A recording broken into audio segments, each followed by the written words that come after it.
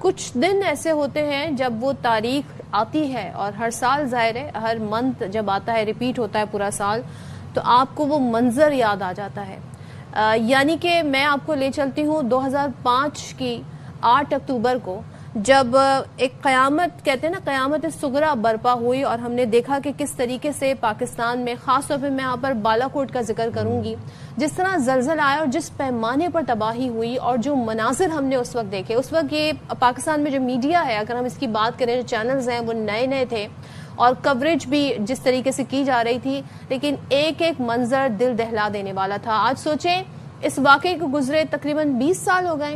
20 سال گزرنے کے باوجود آج تک جب بھی ہم وہ منظر یاد کرتے ہیں تو بس جس پیمانے پر تباہی ہوئی 73,000 افراد سوچیں اس سانحے میں لقمہ اجل بنے اور کئی لوگ لاکھوں کی تعداد میں جس میں بچے بھی شامل ہیں خواتین بھی شامل ہیں بے گھر ہوئے زخمی ہوئے. کتنے بڑا ایریا کتنا بڑا رقبہ اس سے متاثر ہوا اور ہم نے ملبے تلے لوگوں کو سسکتے ہوئے دیکھا مدد کے لیے دیکھا جس طریقے سے ان کی مدد کی ہم نے وہ مناظر دیکھے.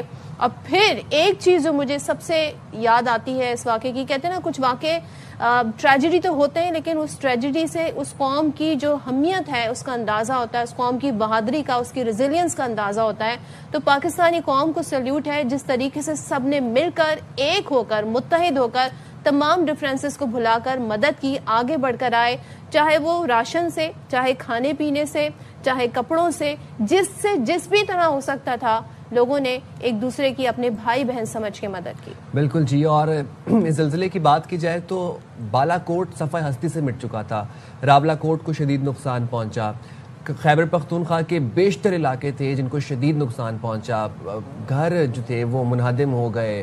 آج تک جو ہے بالا کوٹ کے اندر آباد کاری کی جا رہی ہے ریہیبلیشن ہو رہی ہے. وہ جو بلڈنگز جو گھر جو منہدم ہوئے تھے 2005 کے اندر آج تک ان کو بنانے کی کوشش کی جا رہی ہے. آج تک ان علاقوں کو دوبارہ سے آباد کرنے کی کوشش کی جا رہی ہے. اینڈ دین اگین یہ قوم جب بھی اس ملک کے اوپر مشکل وقت آیا کوئی قدرتی آفت آئی ابھی ہم نے سیلاب میں بھی دیکھا پہلے بھی ہم یہ دیکھ چکے ہیں یہ قوم ہمیشہ متحد ہوئی ہمیشہ یکجہتی کے ساتھ ڈٹ کر مقابلہ کیا. اور ہم نے دیکھا کہ 2005 میں بھی چاہے وہ میڈیا کے پلیٹ فارمز ہوں چاہے وہ سیاسی کارکن ہوں چاہے وہ ہیومینیٹیرین ایکٹیوسٹ ہوں سب ایک پیج پر آ گئے اور جس طریقے سے امداد پہنچائی گئی جس طریقے سے وہاں سے بچوں کو ریسکیو کیا گیا بچوں کو اڈاپٹ کیا گیا.